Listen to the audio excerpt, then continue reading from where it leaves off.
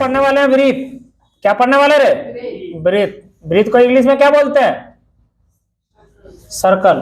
क्या बोलते हैं? ठीक है। तो यहाँ पृष्ठ क्षेत्रफल वगैरह ब्रीथ का नहीं पढ़ेंगे हम लोग। ब्रीथ से संबंधित कुछ जानकारी जो है, ज्यामितीय जानकारी हम लोग पढ़ेंगे इसमें। ठीक है, बात समझ में आया कि नहीं? तो ये जो चैप्टर है इसमें सबसे पहले तो तुम लोग को थोड़ा बहुत ये चीज का ज्ञान होना चाहिए कि ब्रीथ आखिर है क्या। ब्रीथ किसको बोलते हैं? किसको बोलते हैं ब्रीथ? केंद्र। इसके बीच में केंद्र होता है। बीच में क्या होता है रे? केंद्र। ब्रीथ में याद रखना, ब्रीथ में चूड़ी। ब्रीथ होता कि नहीं होता? एक वृत्ताकार है, चूड़ी नहीं है? चूड़ी देखा है कि नहीं देखा है? हाँ देखा है। तो ये जो केंद्र है, बीच में केंद्र है। इसका बीच में क्या है? केंद्र, सेंटर। ठीक है, याद रखना केंद्र से।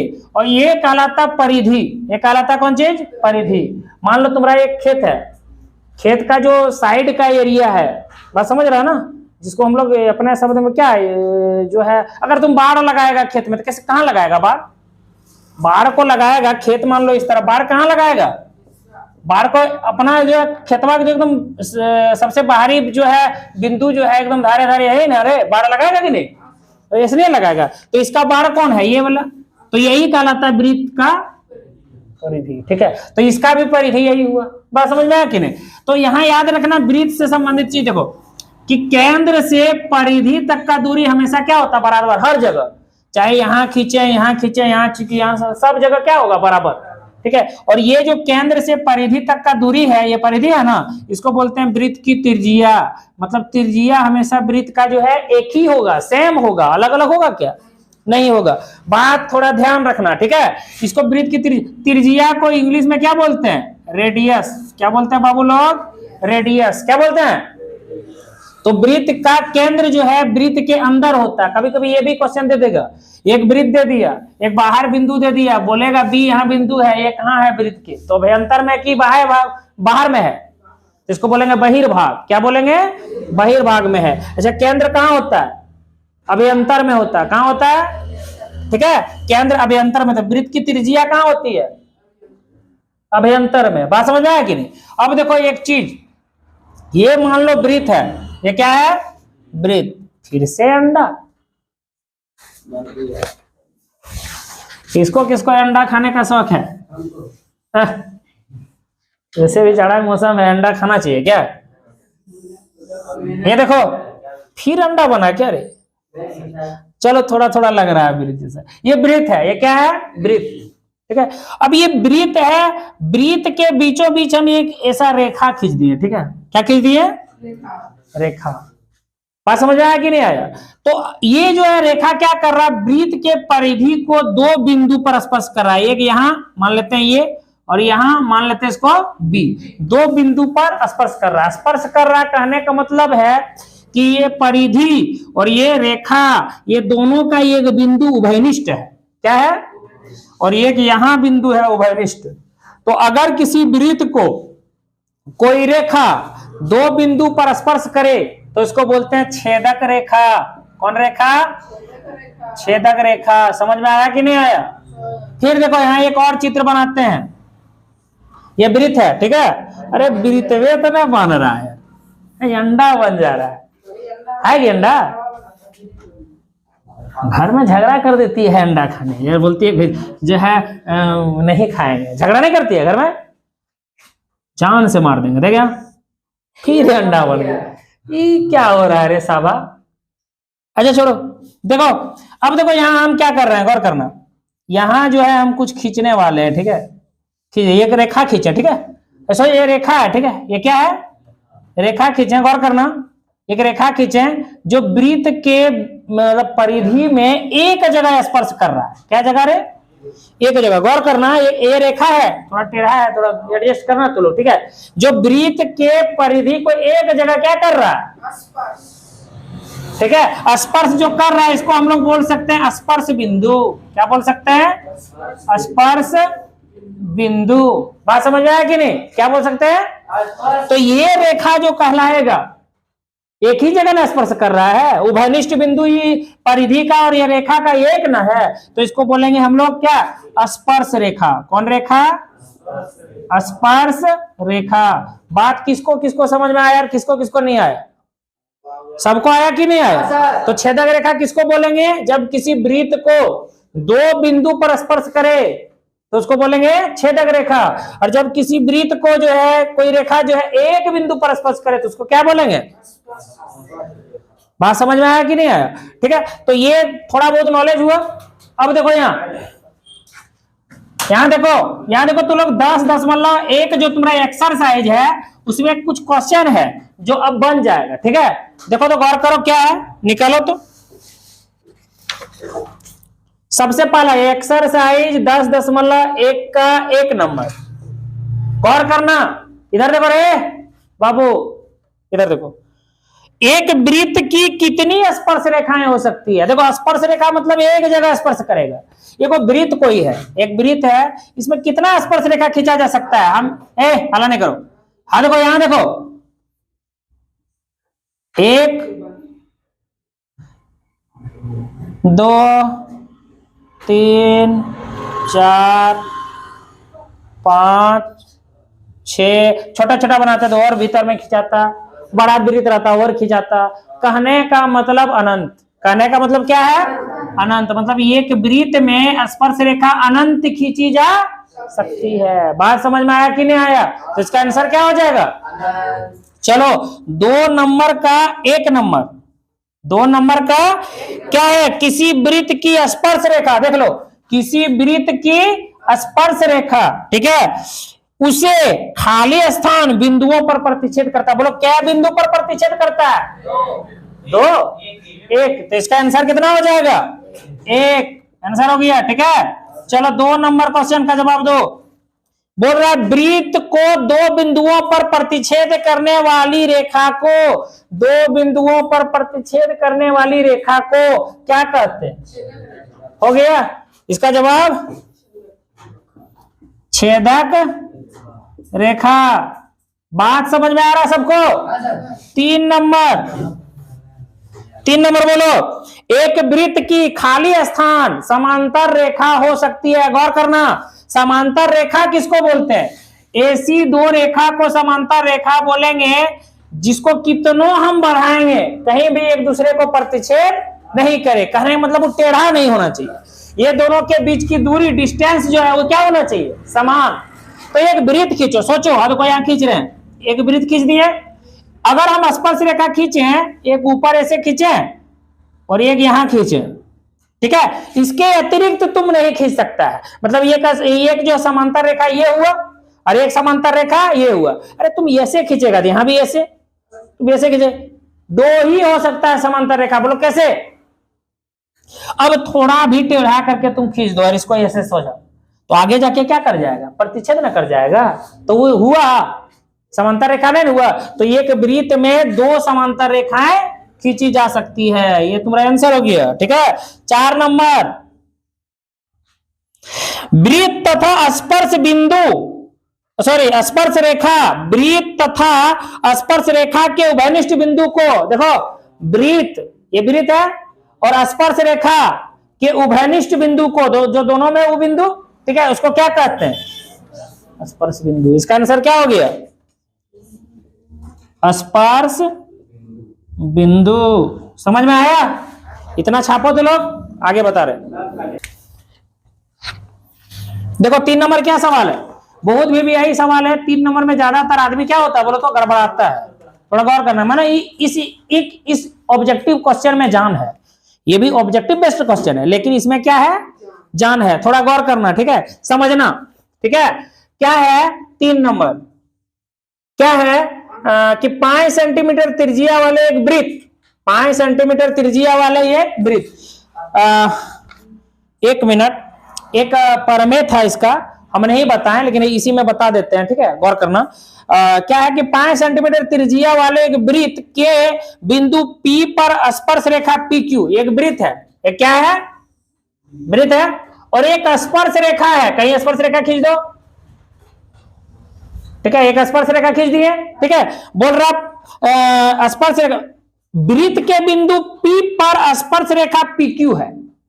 वृत्त पर एक बिंदु है P, माने स्पर्श बिंदु कौन सी है? P, जो दोनों का उभयनिष्ठ बिंदु है। वहां से PQ एक स्पर्श रेखा, मतलब इधर से कोई उतना मतलब नहीं है, कहीं एक जगह ले लिए। बात समझ में आया कि नहीं आया? स्पर्श रेखा है, गौर करना मेरा बात, ठीक है। आगे बोल रहा है PQ है, आगे बोल रहा है O से जाने वाली एक रेखा से बिंदु Q पर इस प्रकार मिलती है कि OQ बराबर 12 सेंटीमीटर। इसका केंद्र है वो, केंद्र है, और OQ जो है आपस में इस प्रकार मिलता है, OQ जाके इस प्रकार मिलता है कि OQ हो जाता है 12 सेंटीमीटर। कितना रे? 12 सेंटीमीटर। तो तुमको PQ निकालना है। क्या निकालना है? PQ। देखो यहाँ PQ, यहाँ मान लो P था, ठीक है, यहाँ क्या था? P। तो ये PQ तुमको निकालना है। ये PQ कितना होगा? सॉरी, PQ ये ना, P ये है, ये वो है, ये PQ तुमको क्या करना है? निकालना है। समझ में आया? अच्छा, त्रिज्या कितना है? 5 सेंटीमीटर। अच्छा, हमको जो काम है वही ना त्रिज्या खींचेंगे। तो यहाँ परिधि से केंद्र तक के दूरी को त्रिज्या कहते हैं कि नहीं कहते हैं? तो ये भी पता, OQ भी पता, PQ पूछा है। यहाँ एक परमेय याद रखना तू लोग, ठीक है। 10.0 जो है एक परमेय है, ठीक ठाक परमेय है ये। परमेय क्या कहता है कि अगर कोई वृत्त है, ठीक है, और कहीं एक स्पर्श रेखा है कहीं भी, तो यहां केंद्र से अगर हम स्पर्श बिंदु पर अगर हम लंब डालें, क्या डालें? अरे स्पर्श बिंदु यही ना है, स्पर्श बिंदु पर क्या डालें? लंब डालें। लंब मैंने 90 डिग्री, ठीक है। क्या डालेंगे? लंब। अरे लंब नहीं डालें, अगर स्पर्श बिंदु को मिलाएंगे कहां से? केंद्र से, तो हमेशा लंब होगा। यही परमेय है। नहीं समझ में आया? फिर से सुनो। क्या है कि ये मान लेते हैं हम ये, और ये मान लेते हैं B, ये मान लेते हैं क्या है बोलो तो? ये मान लिया C है। मतलब ये है कि ये स्पर्श बिंदु को वृत्त के केंद्र से हम क्या कर दिए? मिला दिए। क्या कर दिए? तो याद रखना, वो हमेशा वहां 90 डिग्री का कोण बनाएगा। कितना डिग्री का?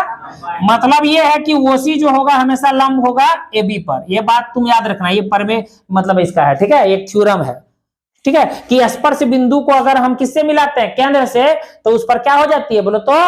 लंब। स्पर्श रेखा पर क्या हो जाती है? लंब। यहाँ 90 डिग्री का कोण बनेगा। अब यहाँ देखो गौर से, ये है तुम्हारा स्पर्श रेखा, है कि नहीं है? यहां हम केंद्र से इसको मिला दिए, तो बोलो यहाँ 90 डिग्री कौन बनेगा? बन गया सवाल, ठीक है। अब याद करो वह दिन, आज से करोड़ों साल पहले हम तुम लोग को बता चुके हैं, ठीक है। क्या बताएं कि वृत्त का जो कोई भी वृत्त है, ये तो वृत्त है, ठीक है, उसमें वो वृत्त में रहे चाहे बाहर में भी रहे। बात समझ में? अगर समकोण त्रिभुज है, कौन त्रिभुज है? तो समकोण त्रिभुज के जो 90 डिग्री वाला कोण है, उसके सामने वाला हमेशा कर्ण कहलाता है। कहलाता कि नहीं? और कर्ण किसी भी समकोण त्रिभुज में सबसे बड़ी भुजा होती है कि नहीं होती है? बाद बाकी दोनों छोटा, ये भी छोटा, ये भी छोटा। बस यही बात तुमको ध्यान रखना है। तो जब ऐसा है समकोण त्रिभुज है, तो इसमें पाइथागोरस प्रमेय चलेगा कि नहीं चलेगा? एकदम चलेगा, नहीं दौड़ेगा। क्या जोड़ेगा? हम बताए हैं पाइथागोरस प्रमेय से तुम फार्मूला में पुट कर दो, मैंने कर्ण का वर्ग दो भुजाओं के वर्गों के योग के बराबर निकल जाएगा। हम लोग पढ़े कि नहीं पढ़े? एकदम पढ़े। लेकिन हम शॉर्ट में भी निकालने बताए हैं। डायरेक्ट लिखो त्रिभुज किसमें? त्रिभुज, चलो एक बार लिख लेते हैं। OP बराबर कितना है? 5 सेंटीमीटर, और यहाँ OQ बराबर कितना है? 12 सेंटीमीटर। तो त्रिभुज किसमें? PO मान लो Q में, PO Q में। कौन प्रमेय से? पाइथागोरस हो गया। बात समझ में आया? किसी को दिक्कत है? थोड़ा सा भी दिक्कत नहीं होना चाहिए। यहां अगर कर्ण भी बोलता है तो कर्ण पता है, कर्ण अगर निकालते हैं तो सिर्फ बीच में क्या होता है? प्लस, दो शेष दोनों भुजा का वर्ग कर देंगे। छोटा वाला बोलेगा, बड़ा वाला जो बचा उसको क्या कर देंगे? घटा देंगे, रूट चढ़ा देंगे, आंसर हो गया। तो ये फिगर बनाना चुनौती होता है, लेकिन फिगर बनाना भी सीख गया। जो बोलेगा वो करना है। बात समझ में आया कि नहीं आया? ठीक है, उतारो। परमेय 10.2 बहुत इंपॉर्टेंट है, ठीक है। ऐसा हो सकता है कि 5 नंबर का भी ये पूछ दे, कोई बड़ी बात नहीं है। हाँ, ये भी प्रमेय जो है इंपॉर्टेंट है, ठीक है। तो देखो क्या है, बाह्य बिंदु से वृत्त पर खींची गई स्पर्श रेखाओं की लंबाई बराबर होता है। ये तुमको सिद्ध करना है। सुनो मेरा बात गौर करना, क्या बोला है, बाह्य बिंदु से एक वृत्त बनाओ, क्या बनाओ, बना दिए, एक बाहर कहीं एक बिंदु लो, मान लिए है ये है P, क्या है रे P, गौर करो इधर, एक बाह्य बिंदु से स्पर्श रेखा, यहां से स्पर्श रेखा खींचो, यहां से स्पर्श रेखा खींचो, ये खींचे इधर, ये खींचे इधर, खींच दिए। अब ये दोनों स्पर्श रेखा बराबर होता है, ये तुमको सिद्ध करना है, मतलब स्पर्श रेखा तक दिया हुआ है, स्पर्श रेखा दिया हुआ है, ठीक है, कि दो स्पर्श रेखा है और दोनों स्पर्श रेखा आपस में बराबर है, तुमको सिद्ध करना, गौर करना मेरा बात। अच्छा ये स्पर्श रेखा तो यहाँ स्पर्श बिंदु भी होगा रे, एक जगह ये मान लिए, एक जगह यहां मान लेता है केंद्र है, क्या है, केंद्र से ये परिधि है ना रे, परिधि तक के दूरी को त्रिज्या कहते हैं कि नहीं कहते, और बोलो अगर हम स्पर्श बिंदु पर केंद्र को मिलाएंगे तो यहाँ क्या डिग्री कौन बनेगा, 90 डिग्री, हम लोग पढ़ चुके हैं पर में, ठीक है। यहां भी देखो स्पर्श बिंदु है, यहां हम लोग मिलाएंगे, क्या डिग्री कौन बनेगा, 90 डिग्री बनेगा कि नहीं, कहा है उसमें छेड़छाड़ कर देखो, तो क्या इधर देखो, तो क्या होगा, गौर करना, तो क्या होगा, यहां तो लंब है, हम लोग पढ़े ना, स्पर्श बिंदु पर जो स्पर्श रेखा होता है, स्पर्श बिंदु को अगर मिलाएंगे तो त्रिज्या तो होगा, लेकिन इस पर क्या कौन सी होगा, लंब होगा, यहां भी मिला, तो ये रचना से किए हम लोग, क्या किए, रचना से, बात समझ में आया कि नहीं आया। लेकिन इसमें जो तुमको सिद्ध क्या करना, गौर करना, दिया है, पहले कुछ दे देते, लिख देते हैं, माना दिया है या फिर माना से लिखते हैं, ठीक है, माना वो केंद्र का, वो केंद्र का कोई क्या है, वृत्त है, वो केंद्र का कोई वृत्त है, गौर करना, वो केंद्र का कोई वृत्त है, बात समझ में आया कि नहीं, जिसमें, और कुछ बोला था, लिख देते हैं, जिसमें दो स्पर्श रेखा, दो स्पर्श रेखा क्या क्या है, एपी और बीपी, एपी तथा बीपी है, एकदम अच्छा से लिख रहे हैं, ठीक है। सिद्ध क्या करना है, सिद्ध करना है, क्या सिद्ध करना है, कि जो एपी होगा बराबर होगा बीपी का, यही ना बोला है कि बाह्य बिंदु से वृत्त पर खींची गई दो स्पर्श रेखा की लंबाई क्या होता है, बराबर, ये तुमको सिद्ध करना है। अच्छा ये एक और बात, बाह्य बिंदु से वृत्त पर दो ही स्पर्श रेखा तुम खींच सकता है, तीसरा खींच के दिखाओ, खिंचाएगा, बीच में करेंगे तो पार हो जाएगा, छेदक रेखा बन जाएगा, ठीक है, स्पर्श रेखा दो ही खींचा जा सकता है, ये दोनों आपस में बराबर भी होता है, ये सब ये थ्योरम काम देगा आगे, जैसे इसमें वो क्या थ्योरम है कि ये लंब होता है, इस पर स्पर्श बिंदु पर जो है अगर हम केंद्र को मिला है तो स्पर्श रेखा पर वो क्या हो जाएगा, बोलो तो लंब हो जाएगा। और दूसरा पर में हम लोग अभी पढ़ रहे हैं कि ये जो है ये दोनों आपस में क्या होगा, बराबर, ठीक है। तो देखो इसको जो है हम लोग सिद्ध करने वाले हैं, ठीक है, क्या करने वाले हैं, देखो परमान, कौन मान रहे, परमान, यहां देखो परमान अगर हम लिखेंगे तो कुछ अधूरी सी लग रहा है ये, मतलब फिगर, ठीक है, तो हम लोग फिगर में जो है दो चीज हम लोग किए हैं, क्या किए हैं, दो चीज किए हैं, वो ओबी जो है अपने मिलाए हैं और ओए वो अपने मिलाए हैं, तो ये बात भी हम लोग लिखने वाले हैं, ठीक है।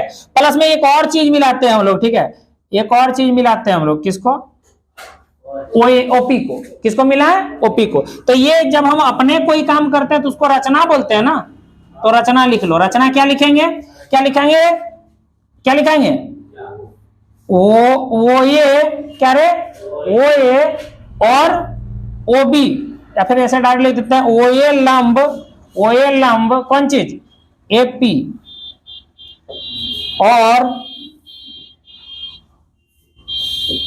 और लंब तो होबे करता है, ऐसे नहीं भी लिखेगा चलेगा, सिर्फ लिखेंगे ओ ए ओ बी तथा ओपी, ऐसे लिखो, लंब तो होबे करता है, ओ ए क्या लिखेंगे, ओ ए ओ बी तथा ओपी को क्या किए, को मिलाएं, क्या किए, मिलाएं, ये तीनों को आपस में मिलाएं, ठीक है। तो यहाँ तो ये लंब होबे करता है, हम लोग पर में जानते हैं, यहाँ भी ये लंब होबे करता है, और इसको मिलाएं, तो इससे क्या हुआ, कुछ हम लोग को सहूलियत मिलेगा, क्या मिलेगा, इसमें देखो दो त्रिभुज बन गया, एक बना ओ ए पी और एक त्रिभुज बना ओ बी पी, तो परमान यही लिखने वाले, परमान। परमान क्या त्रिभुज रे? त्रिभुज ओ ए पी तथा ओ बी पी में, ठीक है। क्या लिखेंगे? त्रिभुज ओ ए पी तथा त्रिभुज ओ बी पी में, ओ बी पी में, ओ बी पी में, ठीक है, ओ बी पी में लिख दिए। बात समझ आया कि नहीं? ये दोनों को हम लोग क्या करने वाले हैं? हम लोग जो है सर्वांगसम करने वाले हैं। क्या करने वाले हैं? सर्वांगसम। तो देखो इसमें जो है ओ ए पी जो कौन है, ओ ए पी बराबर है इसमें O B P, O B P, और दोनों क्या क्या डिग्री करके है? प्रत्येक कौन 90 डिग्री है कि नहीं है? अब देखो ओपी जो है, ओपी इस त्रिभुज में भी है और ओपी इस त्रिभुज में भी है, तो लिखेंगे हम लोग ओपी बराबर ओपी, दोनों में चुकी है तो इसको बोलते हैं क्या? उभयनिष्ठ भुजा। बोलते हैं कि नहीं बोलते हैं? एक और पूछ लेना है, यही ना, गौर करना, तो लोग गौर करना, इसमें जितना बड़ा ओए है इसमें उतना बड़ा है ओबी। बोलो क्यों? बोलो क्यों? अरे गधा सब, ओए जो है त्रिज्या है वृत्त की, और ओबी भी वृत्त की क्या है? त्रिज्या। एक वृत्त का दो त्रिज्या अलग अलग होगा? नहीं ना, सेम होगा, ठीक है। तो ओए जो है बराबर होगा ओबी का। क्यों? तो ये वृत्त की क्या है? वृत्त की त्रिज्या है, तो त्रिज्याएं हमेशा बराबर होती है एक वृत्त में, होती है ना। अब देखो गौर से, इसमें कौन सा सर्वांग समता नियम लगेगा? तो लोग बता सकता है कोई? ये यस, तुम्हारा कहना भी सही है, लेकिन जब बहुत अच्छा चीज जो है सर्वांग समता का नियम लागू है, तो हम लोग जो है ये यस क्यों लिखे हैं? देखो गौर करना, ये जो है RHS इसमें लगेगा। क्या लगेगा? RHS क्यों लगेगा बता रहे हैं? कोई बता सकता है क्यों? सर्वांग समता से त्रिभुज ओ ए पी सर्वांगसम त्रिभुज ओ बी पी। बोलो काहे लगा RHS? R मतलब राइट एंगल, दोनों में 90-90 करके था, एगो कौन राइट एंगल था ना, 90 डिग्री को बोलते हैं ना राइट एंगल। H मतलब हाइपोटेनस, दोनों का बराबर होना चाहिए ना रे, यही ना है RHS। हाइपोटेनस देखो, इसके सामने वाला ये हाइपोटेनस, इसके सामने वाला ये हाइपोटेनस, दोनों में हाइपोटेनस बराबर था, और कोई एक भुजा, कोई एक साइड, यस मतलब, तो ये गो साइड इसका, ये गो साइड इसका बराबर था, तो ये फॉलो कर रहा है RHS नियम। तो RHS सर्वांग समता से दोनों सर्वांगसम हो गए। अब सर्वांगसम त्रिभुज के संगत भाग बराबर होते हैं, CPCT नियम ना रे, होते हैं कि नहीं होते हैं? तो इसका संगत जो भाग है, संगत भाग जो है हम लोग बराबर कर देंगे। संगत भाग ये त्रिभुज का ले लिए AP, और इस त्रिभुज का ले लिए हम लोग BP, ले लिए, इसको लिख दिया CPCT नियम से। समझ में आया? यही तो प्रूव करना था, प्रूव।